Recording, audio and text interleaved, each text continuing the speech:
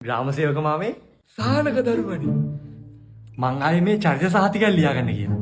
එහෙනම් මොනවා හරි කාලමින් කන්න කෙල්ලේ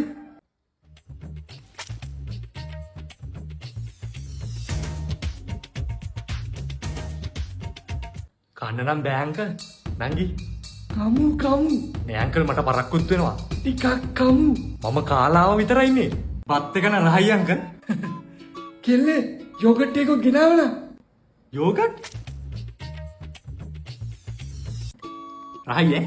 අර පොලෙන් ගෙනාපු කොමඩු කෑල්ලක් ගේන්න. කොමඩු වතුර උගුරක් බීලම මං එන්නම් චරිත සාතික ලියලා දෙන්න. ගෙදරට එන හැමෝන්ට මෙහෙම ග්‍රාමසේවක මාම කන්න දෙනවද නංගි? ඊ සතියේ අයියා Facebook එකට දාපු පෝස්ට් එක දැකලා තමයි ඔය. මගේ පෝස්ට් එක?